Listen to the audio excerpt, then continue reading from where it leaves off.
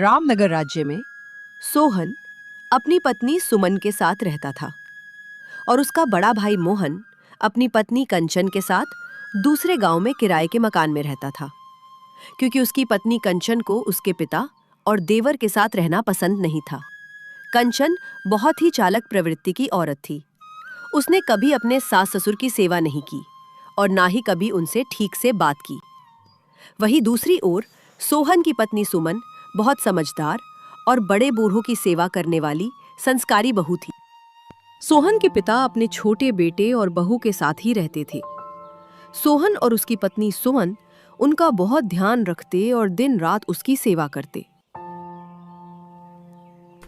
एक दिन मोहन और उसकी पत्नी कंचन अपने गांव रामनगर आते हैं। सोहन अपने बड़े भाई मोहन की बहुत इज्जत करता था। उसने उसका बहुत अच्छे से स्वागत किया। पूरा परिवार एक साथ बहुत खुश था।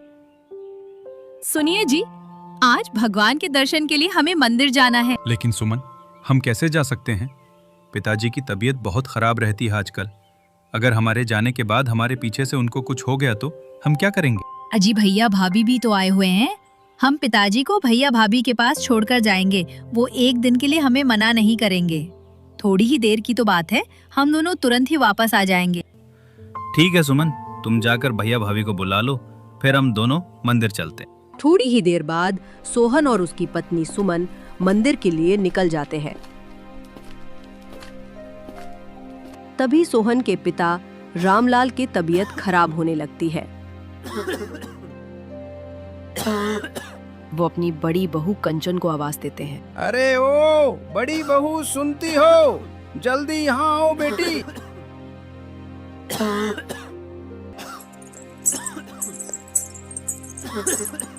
अरे क्या हुआ बुड्ढे? इस उम्र में चैन नहीं है तुमको? सुनो बड़ी बहू, लगता है मेरा अंतिम समय आ गया है। मेरी तबीयत ठीक नहीं लग रही है। तुम जल्दी से सोहन और सुमन को घर वापस बुला लो। वो दोनों ज्यादा दूर नहीं गए होंगे, क्योंकि मुझे तुम लोगों को कुछ बताना है। लगता है इस बुढ़े के जाने का समय आ गया है और ये सारी जायदाद का बंटवारा करना चाहता है। यही सही समय है सारी जायदाद हड़पने का। हम दोनों पति पत्नी सारी संपत्ति हड़प लेंगे और दूसरे गांव में खुशी खुशी रहेंगे। तभी कंचन जाकर अपने पति मोहन को सब बता देती है। मोहन अपने पिताजी के पास आकर बोलता है, क्या हुआ पिताजी? तबीयत ज्यादा खराब लग रही है क्या? हाँ बेटा, इसीलिए मैं संपत्ति का बंटवारा करना चाहता हूँ। तुम जल्दी से अपने छोटे भाई सोहन और उसकी पत्नी सुमन को बुला लो। पिताजी, मैंने देखा, पर वो दोनों कहीं दूर दूर तक नजर नहीं आ रहे थे। आप हमें बता दीजिए, हम वे दोनों को बता देंगे। अच्छा ठीक है, तुम दोनों मेरी बात ध्यान से सुनो। मैंने और तुम्हारे माँ ने तुम दोनों के भविष्य के लिए बहुत से पैसे जमा किए थे, ताकि तुम दोनों को पैसों की कमी महसूस ना हो। मुझे बताने से मना किया था ताकि तुम दोनों खुद मेहनत करके पैसे कमाओ। लेकिन ये मेरा अंतिम समय है, इसलिए मैं तुम दोनों को धन के बारे में बताना चाहता हूँ। हाँ हाँ पिताजी, जल्दी बताइए। तुम दोनों ध्यान से सुनो। मैंने और तुम्हारी माँ ने धन को मिट्टी के बर्तनों में छुपा दिया था, ताकि कोई उसे चुरा न ले। इतना कहकर भूषण अपने प्राण त्याग देता है। अरे ओ बुड्ढे, कम से कम इतना तो बता देता है कि कहाँ छुपा के रखा है उस धन को। बड़ी जल्दी थी इसे भी मरने की। चलो कोई बात नहीं कंचन, किसी न किसी तरह से हम उस धन को ढूंढ ही लेंगे। ज्यादा परेशान मत हो अब तुम।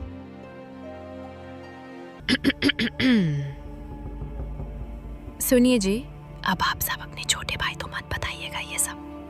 मैं जैसा कहती हूँ वैसा ही बोलना। इसका मतलब मैं अपने छोटे भाई को इस धन के बारे में कुछ भी नहीं बताऊं? क्या तुम्हारी ऊपर की खोपड़ी खाली है क्या? मैंने कहा ना, जैसा मैं बोलूंगी वैसा ही बोलना। लेकिन हम उस धन को इस पूरे घर में कहाँ ढूंढेंगे? वो भी सोहन के रहते हुए। उसे भी तो पता चल ही जाएगा ना इस बात का। इस बात की आप बिल्कुल चिंता मत करो, बस मेरी बात ध्यान से सुनो। इतना कहने के बाद कंचन मोहन को धन को ढूंढने की तरकीब बताती है।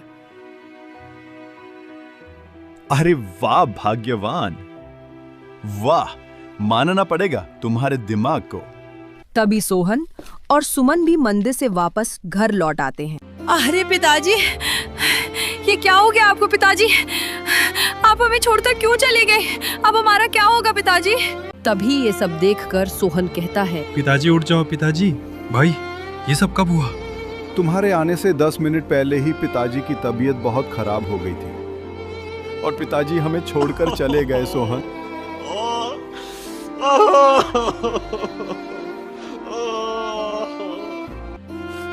पिताजी मुझे माफ कर दो, मैं आपके आखिरी पलों में आपके साथ नहीं था। मुझे माफ कर दो पिताजी, मुझे हमेशा इसका अफसोस रहेगा।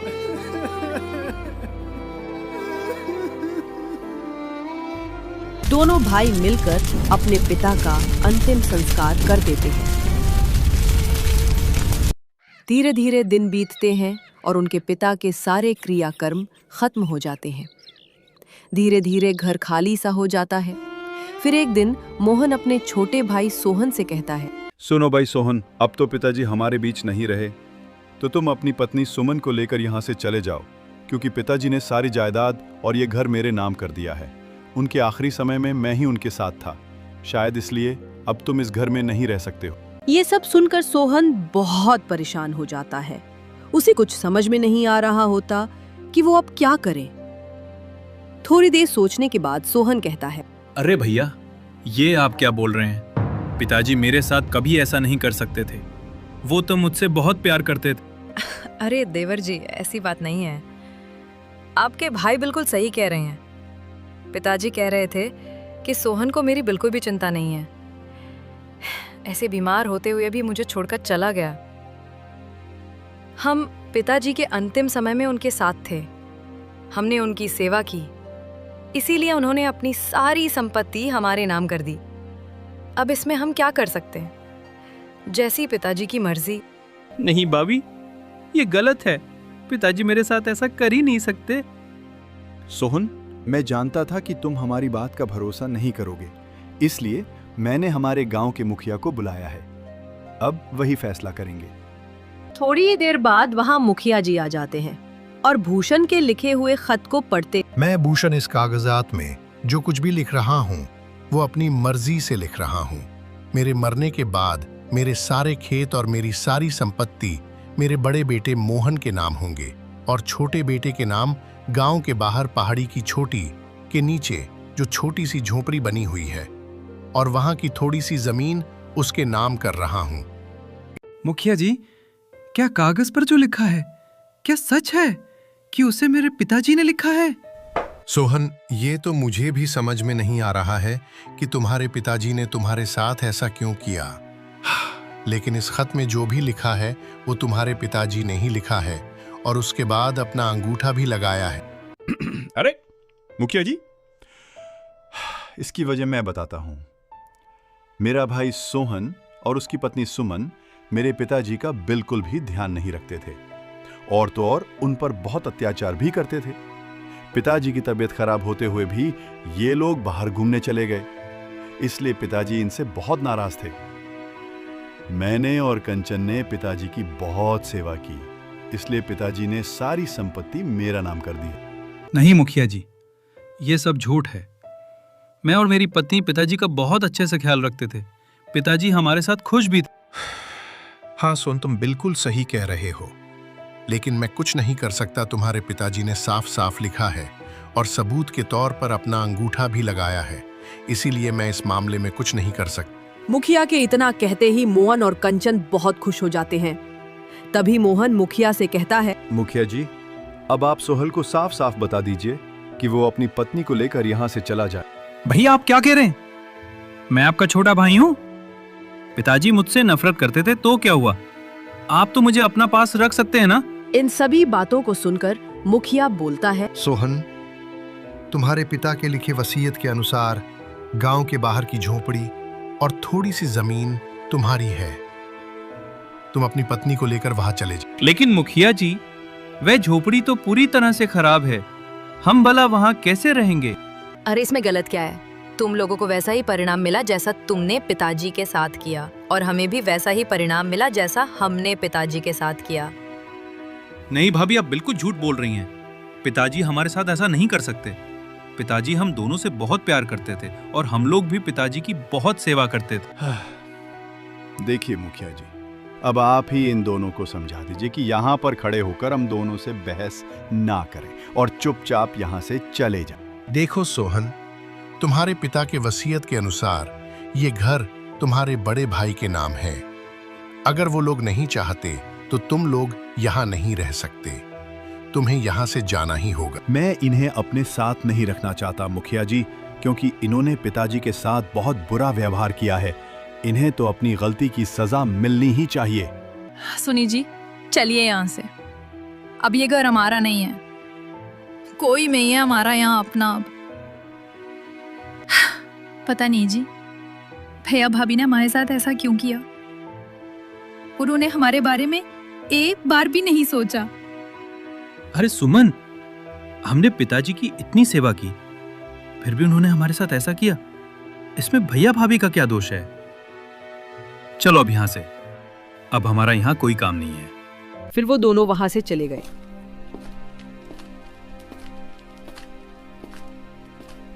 तभी मोहन अपनी पत्नी कंचन से कहता है, अरे वाह भाग्यवान, क्या दिमाग है तुम्हारा। पिताजी की छुपाई हुई सारी जायदाद भी हमारी हो गई और ये घर भी हमारा हो गया। अजी, अच्छा हुआ कि हमने पिताजी के कागज बदल दिए और उन पर उनका अंगूठा लगवा लिया। अब सब संपत्ति भी हमारी है और मकान भी हमारा है। अब हम दोनों यहाँ आराम से रह सकते। थोड़ी देर बाद मुखिया जी सोहन के पास आते हैं। पता नहीं सोहन, तुम्हारे पिताजी को क्या हो गया था? तुम्हारे साथ ऐसा क्यों किया? यह बात तो मुझे भी समझ में नहीं आ रही है, वरना पूरा गांव जानता है तुम्हारे पिताजी की सेवा सबसे ज्यादा किसने की है।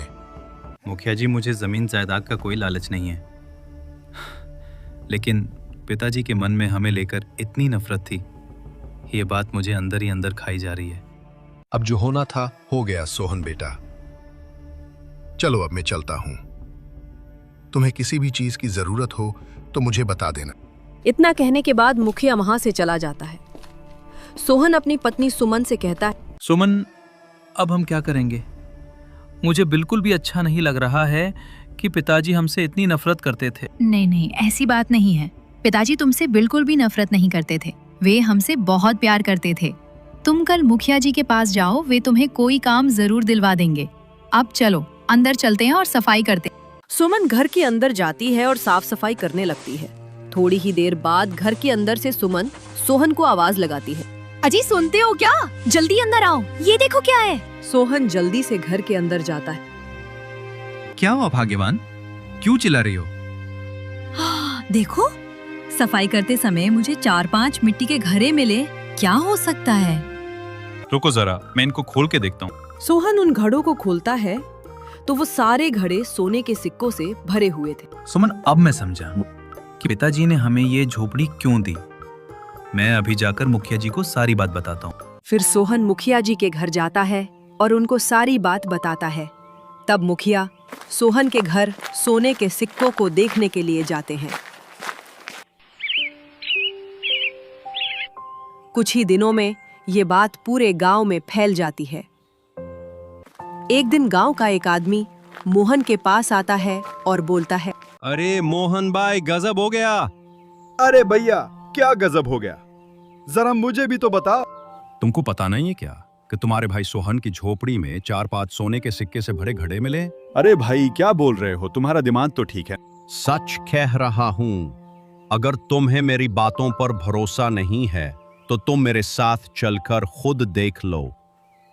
ये बात पूरे गांव को पता है, बस तुम्हें ही नहीं पता। फिर मोहन अपनी पत्नी के पास जाकर कहता है, अरे कंचन, पिताजी ने वो सारे मटके उसे झोपड़ी में ही छुपा कर रखे थे, चलो देखते। फिर वो दोनों सोहन के घर जाते हैं। वहां पर पहुंचकर मोहन अपने छोटे भाई सोहन से कहता है, ये सब मेरा है। पिताजी ने मेरे लिए ये धन इस झोपड़ी में छुपा के रखा था। सोहन, तेरा इस धन पर कोई अधिकार नहीं है। इसका मतलब आपको खजाने के बारे में पहले से मालूम था? हाँ, मुझे पहले से मालूम था। पिताजी ने मुझे पहले ही बताया था इस धन के बारे में। लेकिन ये नहीं बताया था कि यह धन कहाँ रखा हुआ है। पर आपने मुझे तो कभी कुछ नहीं बताया इसके बारे में। आप कैसे भाई हो? आप एक नंबर के मक्कार, धोखेबाज और लालची भाई हो। अरे सोहन, अगर मैं तुम्हें इसके बारे में बता देता तो तुम कब का इसको ले लेते। तभी पास में खड़े मुखिया जी बोल पड़े। मोहन, तुम इस धन को अपना साथ नहीं ले जा सकते।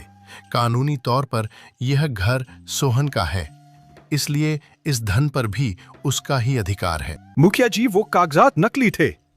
पिताजी के मरते समय हमने धोखे से उनका अंगूठा एक खाली पन्ने पर ले लिया था और उसकी मदद से सारे जमीन जायदाद अपने नाम करवा ली थी। वाह मोहन वाह, तुमने तो बहुत ही बड़ा पाप किया है। तुमने एक मरते हुए आदमी के अंगूठे का निशान ले लिया है। तुम्हें इसकी सजा जरूर मिलेगी। मुखिया जी, हमें माफ कर दीजिए।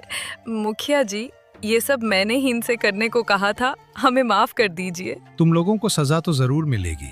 मैं तुम्हारी शिकायत रामनगर के राजा महाराज रमन देव के पास लेकर जाऊंगा।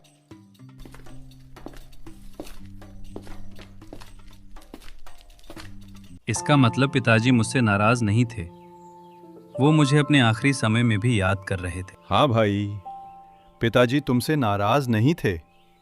वो अपने आखिरी समय में भी तुम्हें बुलाकर हम दोनों को खजाने के बारे में बताना चाहते थे, मगर मैं लालच में आ गया था। मुझे माफ कर दो मेरे भाई, मुझसे बहुत बड़ी गलती हो गई।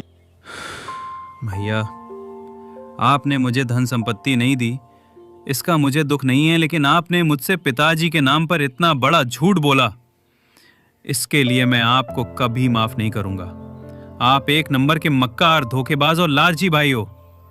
आपकी सजा यही है कि आप मुझसे बहुत दूर चले जाओ यहां से।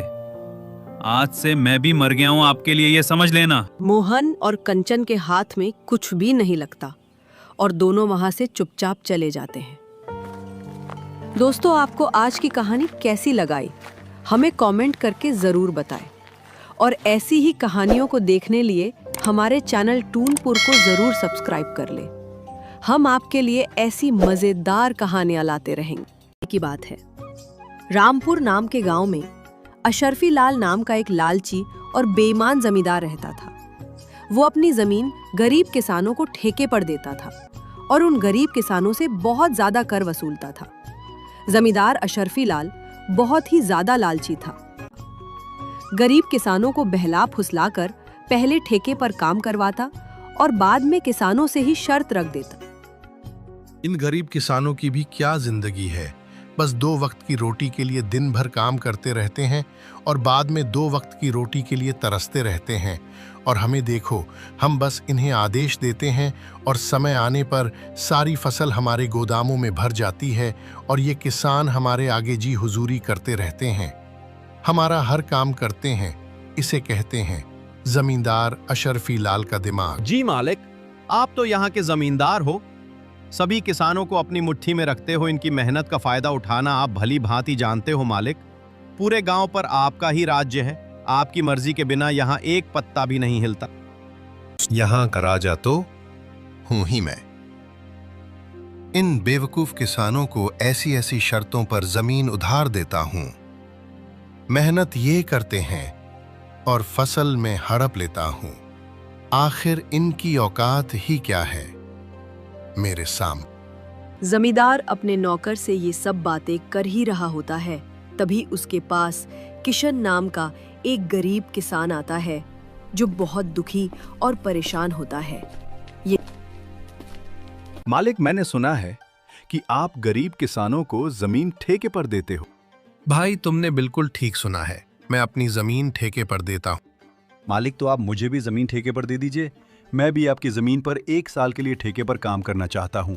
मेरा नाम किशन है और मैं पास के ही गांव सीतापुर में रहता हूं।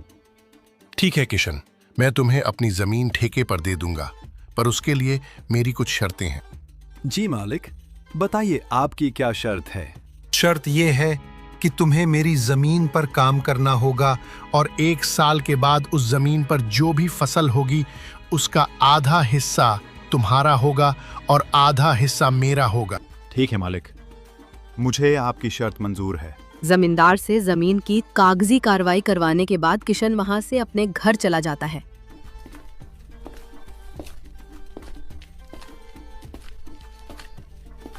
चलो, जमींदार साहब से जमीन तो मिल गई है, अब इसमें खेती कर शुरू कर देता हूँ। उम्मीद है इस साल अच्छी फसल होगी। मुझे इस जमीन पर बहुत मेहनत करनी होगी, तभी मेरे लिए कुछ बच पाए।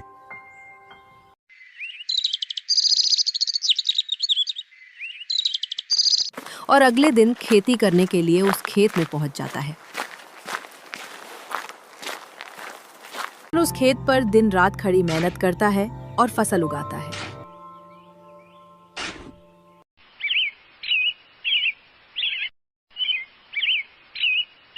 कुछ महीनों बाद गेहूं की फसल उगकर तैयार हो जाती है। किशन गेहूं की फसल की कटाई भी शुरू कर देता है। इस साल तो बहुत अच्छी फसल हुई है। अगर आधी फसल जमींदार साहब भी ले जाएंगे तो भी मेरे पास कुछ तो बच ही जाएगा। किशन के उगाए हुए फसलों की खबर जमींदार अशरफी लाल के कानों तक पहुंचती है। अरे सेठ जी, आपको पता है क्या, आज किशन अपने फसलों की कटाई कर रहा है। इस साल किशन ने खेत में बहुत अच्छी फसल उगाई है।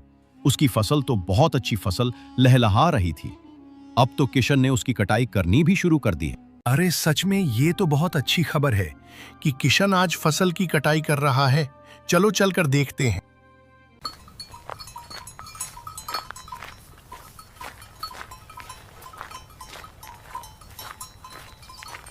अरे वाह किशन, फसल तैयार हो गई है। इस बार तो ये फसल काफी अच्छी लग रही है। जी मालिक, इस बार मैंने गेहूं की फसल लगाई है। इतनी अच्छी फसल उगाने के लिए इस बार मैंने इस खेत में अपना जी जान, खून, पसीना सब लगा दिया है। मैंने दिन रात इस खेत में बहुत मेहनत की है, तब जाके इतनी अच्छी फसल हुई है। अब तो मैंने कटाई भी शुरू कर दी। अरे भाई, इसमें सिर्फ तुम्हारी मेहनत से कुछ नहीं हुआ है, ये तो मेरी उपजाऊ जमीन का कमाल है जो इतनी अच्छी फसल हुई है। तुम्हारी मेहनत हो या ना हो, फसल तो होनी ही थी। मालिक, खेत भले ही उपजाऊ हो मगर उसमें मेहनत नहीं होगी तो फसल कैसी होगी? मैंने बहुत मेहनत की है। ज्यादा मत बोल किशन, मेहनत तो किराए के मजदूर भी करते हैं। असली कमाई का हकदार वही है जिसकी जमीन है, शर्त के मुताबिक। अब जल्दी से मेरे हिस्से की आधी फसल निकाल। ये कहकर जमींदार किशन से सारी अच्छी गेहूं की फसल लेकर चला जाता है और खराब फसल किशन के पास छोड़ देता है। हे भगवान, इतनी कड़ी मेहनत करने के बाद बस इतनी सी फसल मेरे हाथ आई है। हम गरीबों को लोग ऐसे ही लूटते हैं। इतनी कड़ी मेहनत करने के बाद भी हमारे हाथ में कुछ नहीं आता है। हे भगवान, कब मेरी अपनी जमीन होगी? किशन इसी तरह अपनी जिंदगी काट रहा था। कुछ महीनों बाद उसका बेटा शंकर, जो शहर पढ़ने के लिए गया था, वापस गांव आ जाता है। गांव आने पर जब उसने गांव का नजारा देखा तो उसे बहुत दुख हुआ। पिताजी, हमारे गांव का ऐसा हाल क्यों है? गांव के सभी लोग दुखी और परेशान नजर आ रहे हैं। आखिर बात क्या है? बेटा, अब तुझे क्या बताऊं? इस गांव में गरीब किसानों की यही किस्मत है। जमींदार अशरफी लाल जैसे लोग हमारी गरीबी का फायदा उठाते हैं। मेहनत हम करते हैं और उसका फल जमींदार जैसे लोग खा जाते हैं। हमारे पास ना अपनी जमीन है और ना अधिकार। हम गरीब किसान बस मेहनत करते हैं और भूखे रहते हैं। किसानों की ये स्थिति सुनकर शंकर बहुत दुखी हो जाता है। पिताजी, आप चिंता मत कीजिए, अब मैं आ गया हूँ। ये अन्याय अब और नहीं चलेगा। आज से मैं खेती करूंगा और लालची जमींदार को उसी की शर्तों में उसकी चालाकी का जवाब दूंगा। अगले ही दिन शंकर जमींदार अशरफी लाल के घर पहुंच जाता है। अरे शंकर, तुम यहाँ, कहो क्या बात है? मालिक, अब से पिताजी की जगह मैं खेती करूंगा। मुझे ठेके पर कुछ जमीन चाहिए। क्या बात है, अब तुम खेती करोगे क्या? तुम अभी बच्चे हो, तुम्हारे अंदर इतना दम नहीं है। तुम पढ़े लिखे लड़के हो, खेती नहीं कर पाओगे। नहीं मालिक, आप ऐसा मत बोलिए। मैं पढ़ा लिखा हूं, लेकिन हूं तो किसान का बेटा ही ना। खेती करना मुझे अच्छी तरह से आता। चलो ठीक है, मैं तुम्हारी बात मान लेता हूं। वैसे भी आजकल काम ही कहाँ रह गया है। सब पढ़ लिख कर ऐसे बेरोजगार ही तो घूम रहे हैं ना। आपका बहुत बहुत धन्यवाद मालिक।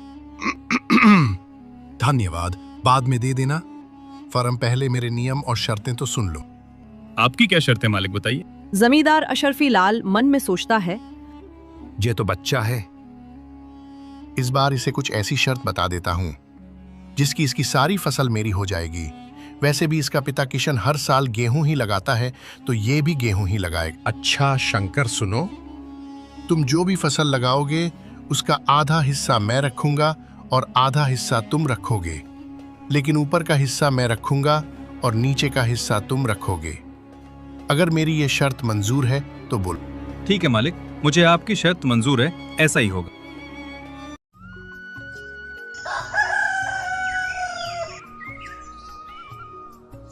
अगले दिन से शंकर खेतों पर काम करना शुरू कर देता है।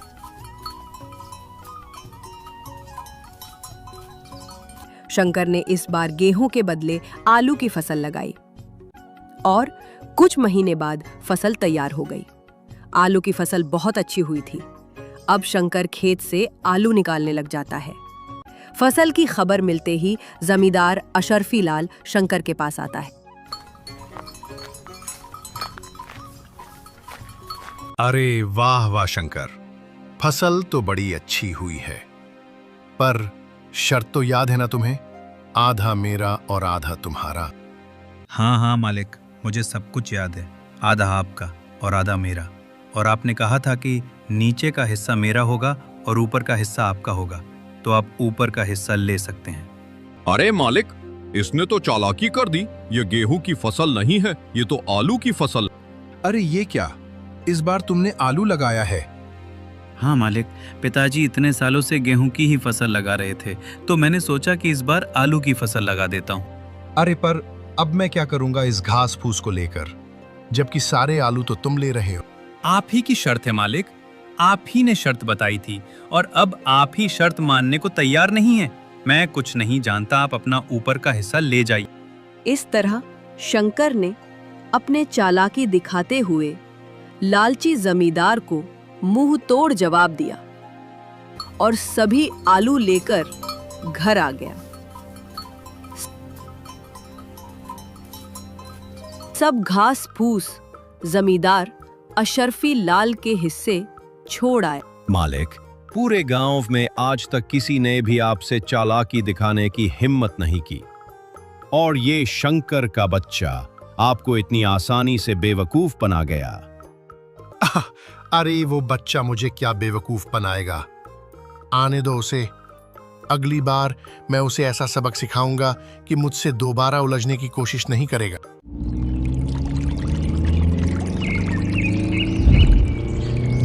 कुछ दिन के बाद शंकर दोबारा जमींदार के घर जाता है। कहो शंकर, क्या चाहिए तुम्हें? कैसे हैं मालिक? वो मुझे आपकी जमीन ठेके पर चाहिए थी। ठीक है, मैं तुम्हें अपनी जमीन ठेके पर दे दूंगा, पर मेरी इस बार की शर्त भी सुन लो लड़के। इस बार तुम्हारी कोई चालाकी नहीं चलेगी लड़के। इस बार फसल का नीचे का हिस्सा मैं लूंगा और ऊपर का हिस्सा तुम्हारा होगा। बोलो, क्या तुम्हें मेरी ये शर्त मंजूर है? मालिक, मुझे आपकी शर्त मंजूर है। इस बार फसल के ऊपर का भाग मेरा ही होगा और नीचे का आपका। इस तरह शंकर जमींदार से बात करने के बाद अपने घर आ जाता है। इस बार भी शंकर दोबारा खेती करने की तैयारी में जुट जाता है। शंकर इस बार गेहूं का लगाता है। कुछ दिनों बाद गेहूं की फसल काफी अच्छी उगती है। अरे वाह, इस बार तो गेहूं की फसल खूब अच्छी लग रही है। मजा ही आ गया। आने दो उस लालची जमींदार को, तब मजा चकाता हूं। कुछ दिन के बाद जमींदार शंकर के पास आता है। जैसे ही जमींदार शंकर के खेत के पास पहुंचा तो गेहूं की फसल देखकर उसका तो दिमाग ही चकरा गया। अरे ये क्या, इस शंकर ने तो इस बार गेहूं की फसल लगा दी है। यह लड़का तो जितना मैं सोच रहा था उससे कहीं ज्यादा तेज निकला। प्रणाम मालिक, कैसे हैं आप? देखिए मालिक, इस बार मैंने गेहूं की खेती की है और आपकी शर्त के अनुसार इस फसल का ऊपर का हिस्सा मेरा होगा और नीचे का हिस्सा आपका होगा। इस तरह अपनी चतुराई से शंकर ने दोबारा जमींदार अशरफी लाल को मूर्ख बना दिया। जमींदार एक बार फिर से धोखा खाकर गुस्से से तिलमिला गया। अरे मालिक, उस पिद्दी से लड़के का दिमाग तो देखिए। आप जैसे इतने बड़े चालबाज को उसने फिर से मूर्ख बना दिया। तुम सही कह रहे हो जुगनू। मैं तो उसे बच्चा ही समझ रहा था और उस बच्चे ने मुझे फिर से मूर्ख बना दिया। रर्र। अगली बार उसे आने दो, फिर उसे बताता हूं कि जमींदार अशरफी लाल क्या चीज है।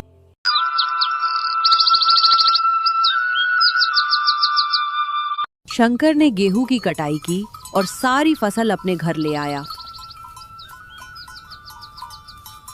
उस फसल का कुछ हिस्सा उसने गांव के जरूरतमंद लोगों में बांट दिया। शंकर और उसके पिता किशन दोनों ही बहुत खुश थे।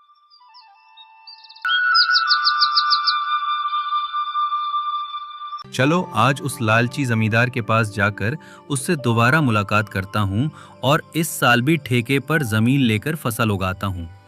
देखता हूँ इस बार वो जमींदार शर्त में अपना कौन सा खुराफाती दिमाग लगाता है।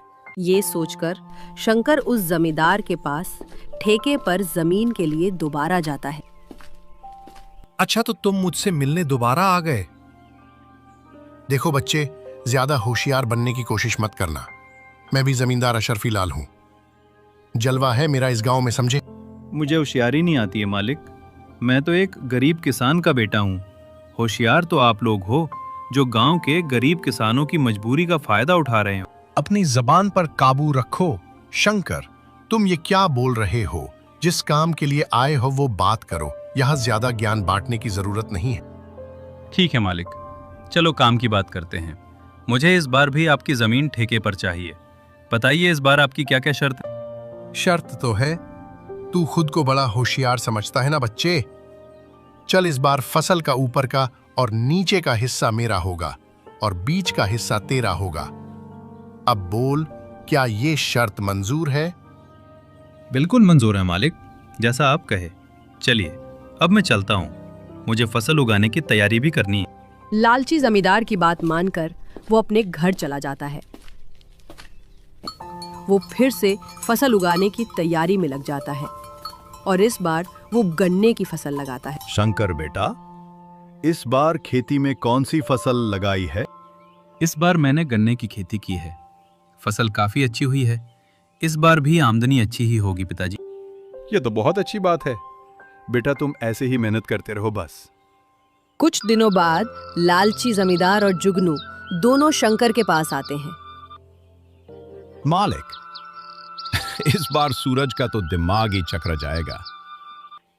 इस बार आपने शर्त ही ऐसी रखी है, ऊपर का भी हिस्सा आपका और नीचे का भी हिस्सा आपका। तूने बिल्कुल सही कहा जुगनू। इस बार अपने दिमाग का डबल उपयोग करके ब्रह्मास्त्र छोड़ा है मैंने। अब देखता हूं वो शंकर का बच्चा कैसा बचता है। इस तरह दोनों बातें करते हुए खेत के पास पहुंच जाते हैं और जैसे ही वो खेत के पास पहुंचते हैं तो देखते हैं कि इस बार सूरज ने गन्ने की खेती की। अरे मालिक, ये शंकर तो चालाकी में आपका भी बाप निकला। इसने तो इस बार गन्ने की फसल लगा ली। अरे ये क्या? इसने तो इस बार गन्ने की फसल लगाई है। अब बताओ, ऊपर का और नीचे का हिस्सा मेरा होगा और बीच का हिस्सा उसका होगा। मतलब इस बार भी मेरे हिस्से में घास फूस आनी है। मैं इस बार भी बेवकूफ बन गया। मान गए इस किसान के बच्चे के दिमाग। इस तरह दोनों। अरे आइए आइए मालिक, कैसे हैं आप दोनों? आपस में क्या खुसर फुसुर कर रहे हैं? अरे वाह, एक तो चोरी ऊपर से सीना जोरी। तुमने मुझे इस बार भी बेवकूफ बना दी। जरा मुझे भी तो बताओ, मैं भला आपको क्या बेवकूफ बनाऊंगा मालिक? आप तो दुनिया को बेवकूफ बनाते हो। देखिए मालिक, इस बार मैंने गन्ने की फसल लगाई है और आपके शर्त के मुताबिक इस फसल के ऊपर और नीचे का हिस्सा आपका होगा और बच का हिस्सा मेरा होगा। अरे ओ किसान के बच्चे, मालिक को ज्यादा होशियारी दिखाने की कोशिश मत कर। बेईमानी और मक्कारी में ये सबके बाप है बाप। ये खेत भी हमारा है और इसमें लगी फसल भी हमारी है। अरे ओ जुगनू, बस कर, ज्यादा चिल्लाने की जरूरत नहीं है। शायद ये हमारी ही करनी का फल है। हमने इन भोले भाले किसानों को बहुत ठगा है। आज पहली बार किसी ने हमें ठगा है। इस लड़के ने हमारी आंखें खोल दी हैं। अब मैं समझ चुका हूं कि बेईमानी का फल हमेशा बेईमानी ही मिलता है। इसलिए आज के बाद मैं किसी भी किसान को परेशान नहीं करूंगा। सभी किसान की मेहनत का बराबर का हक दूंगा। जितने भी किसानों की जमीन मेरे पास गिरवी है, मैं वो सब उनको वापस कर दूंगा और कभी भी उनकी गरीबी और लाचारी का फायदा नहीं उठाऊंगा। मालिक, आपने तो ये बहुत अच्छी बात कही है। एक किसान दिन रात मेहनत करता है अपने परिवार के लिए। ना ही वो कभी अच्छे कपड़े पहनता है और ना ही कभी अच्छा खाना खा पाता है।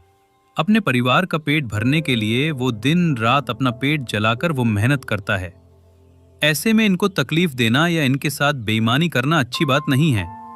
इसलिए इनका हक तो इन्हें मिलना ही चाहिए। आप इनको इनकी जमीन वापस लौटा दीजिए मालिक। और अभी भी समय है, सच्चाई के रास्ते पर आ जाइए, नहीं तो आपको इससे भी बड़ा नुकसान झेलना पड़ सकता है। इस तरह शंकर अपनी मेहनत और होशियारी से लालची जमींदार को सही रास्ते पर ले आता है। जमींदार अशरफी लाल ने वहां के सभी किसानों की जमीन और उनका पैसा उनको वापस कर दिया।